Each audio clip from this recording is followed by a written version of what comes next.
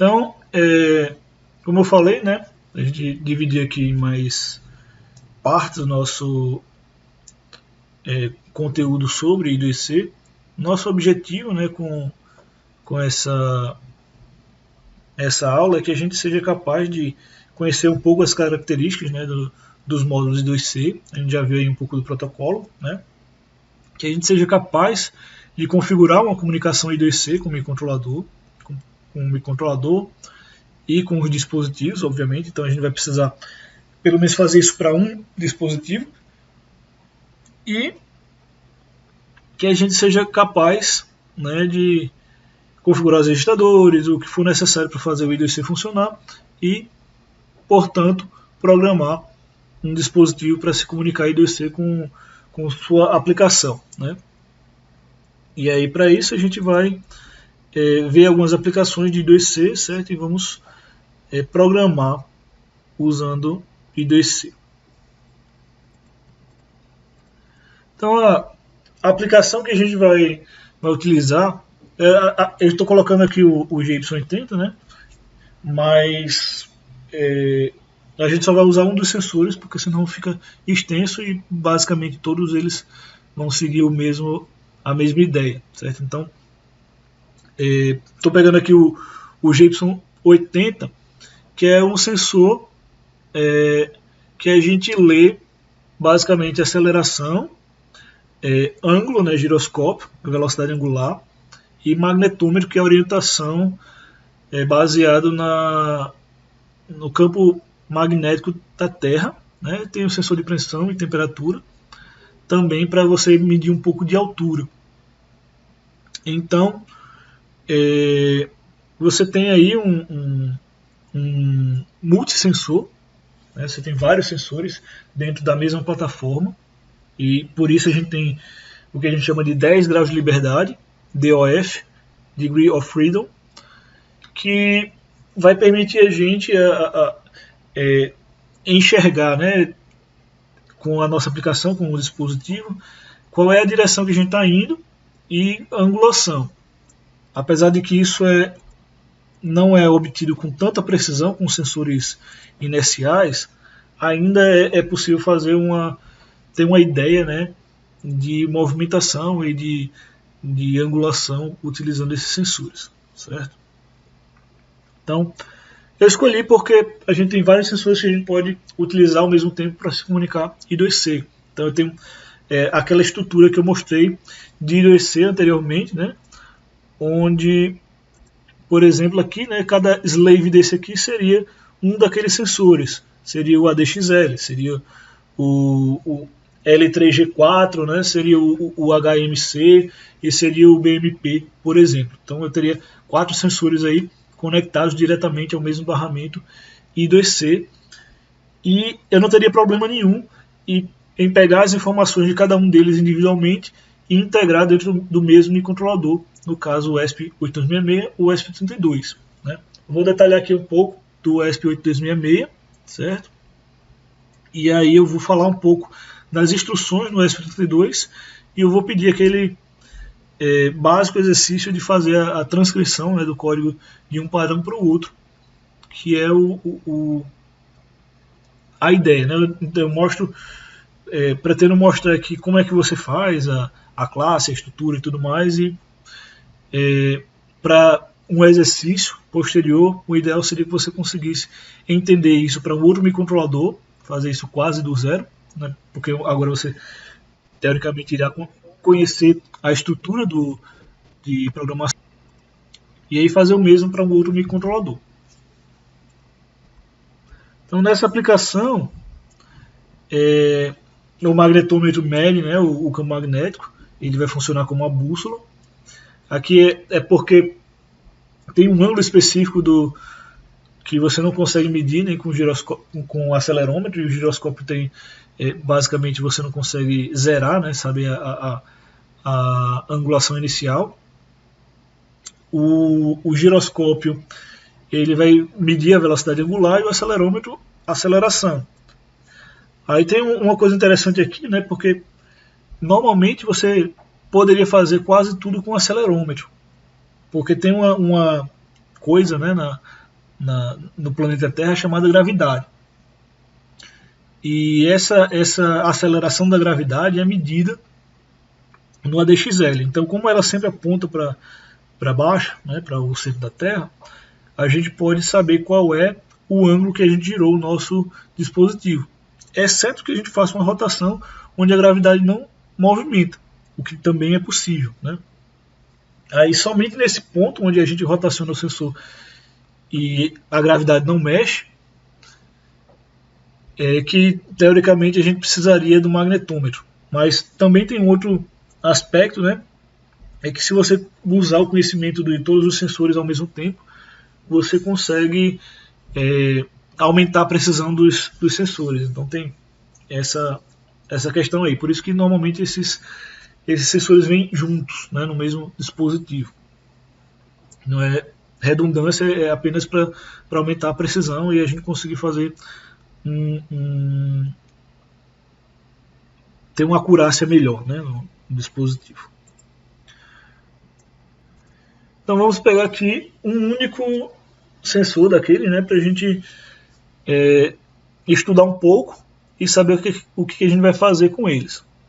Então aqui nós temos o ADXL 345, certo? Que é o nosso acelerômetro. Vamos entender que o que eu vou fazer aqui para o ADXL funciona, né, em termos gerais para os outros sensores desse mesmo dispositivo. Que vai mudar são os endereços. Então seria interessante saber buscar o datasheet, como a gente vai colocar aqui as informações e saber como pegar os endereços e setar o seu programa utilizando o microcontrolador, certo? Então esse ADXL ele tem 13 bits. Então quando eu fizer uma leitura ou uma escrita, né, das informações desse microcontrolador, desse dispositivo ADXL, eu vou ter que pegar em duas partes, porque uma operação de leitura escrita tem 8 bits, certo? E como eu tenho 13 bits de resolução, eu vou ter que solicitar os primeiros 8 e os próximos até chegar no 13º bit. E aí no microcontrolador eu teria que juntar essas duas informações, certo? Então quando eu digo que eu tenho 13 bits, significa que eu tenho um dado, né, lido do meu acelerômetro que vai de 0 até 2 elevado a 13. E assim eu sei, digamos assim, a acurácia da minha medição.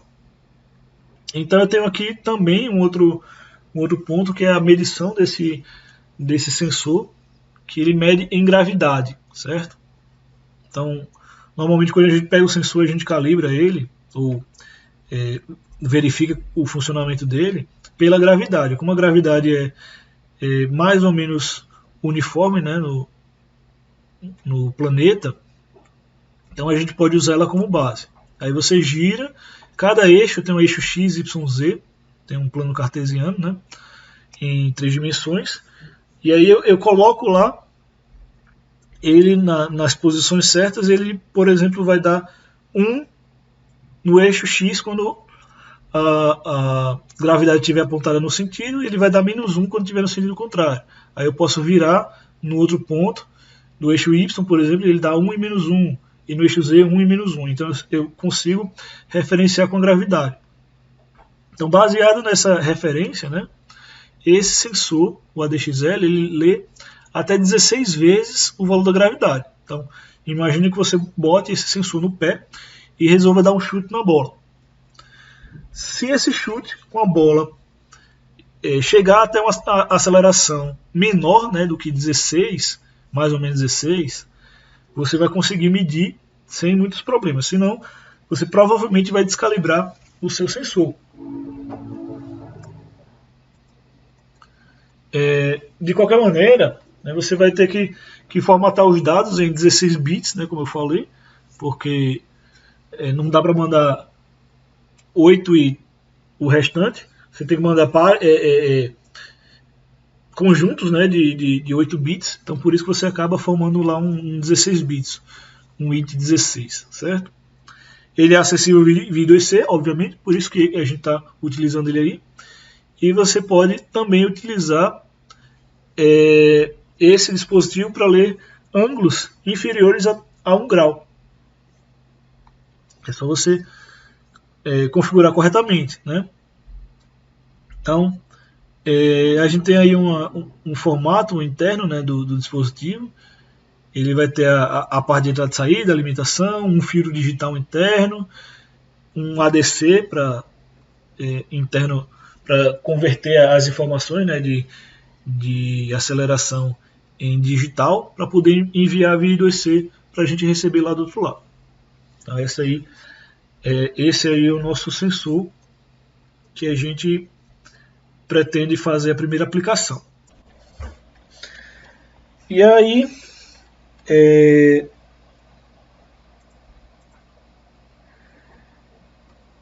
eu tinha falado 300, mas foi 400, certo? Esse sensor aqui, você pode se comunicar com ele numa frequência de 100 kHz. Também a gente pode usar uma outra frequência de 400 kHz, né? E aí fazer essa comunicação serial. Esse dispositivo aqui, ele tem aquele byte lá que a gente já viu, o endereço de escrita e o endereço de leitura, né, que são o A6 e o A7. Então, basicamente você usa esses dois endereços aqui para fazer a leitura escrita, certo? No ADXL. E o procedimento é bem parecido lá com o que a gente fez no caso do I2C puro, né? Sem falar ainda de alguma. Então, basicamente, a gente manda o start, né? Aqui e aqui.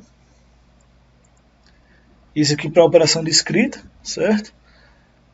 Aí aqui a gente manda aquele endereço de escrita. Não, é só você olhar lá o que. Então teria que mandar o A6, certo? Para fazer escrita. Aí ele vai receber o acknowledgement, certo? Aqui.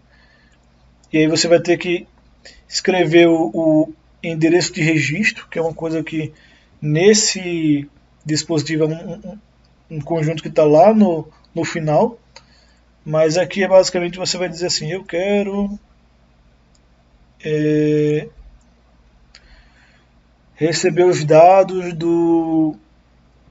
ou escrever o dado do, sei lá, power. Então você vai mandar esse endereço correspondente a alterar a configuração de energia, por exemplo. E aí você vai enviar o dado de escrita. E vai finalizar, né? Aqui embaixo você basicamente pode mandar mais de um dado, se você assim desejar, né? Então, aqui eu posso parar. Se eu mandar um bit de stop, eu paro, né? Se eu não mandar o bit de stop e continuar colocando acknowledgement data, acknowledgement data, eu vou conseguir continuar escrevendo no meu dispositivo, certo? Isso aí porque pode ser que eu queira enviar só um conjunto de 8 bits ou um de 16 bits. Aí vai depender do que vai ser recebido lá do outro lado, né? Quando eu for solicitar a escrita. Aqui no caso de eu querer fazer a operação de leitura, veja que é a mesma coisa, certo? Só que o que eu tenho que fazer é ler, né? Então eu posso ler byte a byte, certo? Ou eu posso ler múltiplos bytes. Então aqui, vou voltar para lá. Então aqui é a mesma coisa, né? Nesses primeiros momentos eu vou dar o start e aí depois eu mando aquele valor, né, o A7, e, por exemplo, eu quero ler do acelerômetro a aceleração em X. Aí eu vou ter o X dividido em menos significativo e mais significativo. Então aqui eu posso fazer o menos significativo, aí depois dou o start de novo, mando o endereço de novo, pego os dados, e aí se eu não tiver um acknowledgement eu paro. Tá? Aqui é para receber apenas o menos significativo do x. Agora eu quero ler o menos e o mais significativo. Então eu posso fazer como lá no outro, né? Que é depois de mandar o primeiro dado, ter o acknowledgement, receber o segundo dado, e aí é que eu vou botar o não acknowledge, o end acknowledgement, e aí eu paro, né? Então com esse aqui, nessa estrutura eu tenho uma estrutura de leitura, né, de 1 byte ou de 2 bytes, ou seja, da informação toda do sensor ou só de uma informação do sensor, que aí é assim que o datasheet orientou a gente a fazer a programação, certo? Então, uma coisa que deve ficar aí na cabeça, né, o que são os endereços de registro, né? Se você pegar lá o microcontrolador, quer dizer, o ADXL 345, lá no final do datasheet, vocês vão ter essa tabelinha para saber o que vocês vão ler e escrever, né? Então, em hexadecimal, se você quiser, por exemplo, alterar os offsets do microcontrolador, 1E, por exemplo, altera o offset em X, 1F altera o offset em Y. E se eu quiser fazer essa alteração, eu posso, né, escrever. Então aqui na coluna Type, deixa eu puxar para lá. Então aqui na coluna Type, né, eu sei qual dispositivo que é a leitura escrita, por exemplo, o ID do dispositivo eu não posso alterar. E ele vai dar o endereço dele. Mas eu posso, por exemplo, alterar threshold, eu posso alterar, sei lá, offset em X, offset em Y, offset em Z. Offset é, por exemplo, na posição em que a gravidade não está alterando naquele eixo, o offset deveria dar 0, né? E aí quando ele não dá 0, você muda esse valor de offset para que ele dê 0. Para que o valor mínimo e o máximo que afeta aquele eixo, quando ele está sendo afetado pela gravidade, seja igual a menos 1 em 1. Aí a gente bota tudo em função da gravidade, né? De qualquer maneira, eu sei o que é leitura escrita aqui, né? Então eu poderia utilizar para leitura escrita lá com aqueles comandos, né? Com aquela sequência do protocolo para alterar os valores dessas posições de memória aqui, né? De offset, de threshold, de o que for. Então tem mais registros aqui, né? A gente tem os registros associados a thresholds e, por exemplo, se você der um tapa no dispositivo ele saber, se ele detecta queda também, dá para você usar um detector de queda. E também você pode pegar os dados, né? Que é o que importa aqui pra gente. 32, 33, 34, 35, 36 e 37. Então, todos esses aí são utilizados para pegar informações do nosso sensor. E aí com esses registros, né, com essas informações a gente consegue montar um mapazinho do que a gente precisa fazer lá com o I2C na nossa programação, com o ESP8266 ou com o ESP32, e consequentemente programar para receber e enviar dados para esse dispositivo aqui, que é o ADXL345. Então agora a gente vai dividir esse vídeo para que a gente entre na parte de aplicação com o ESP32, o ESP8266, quer dizer. E aí a gente vai falar um pouco mais sobre essa aplicação com o ESP8266. Então fica aí para o próximo vídeo.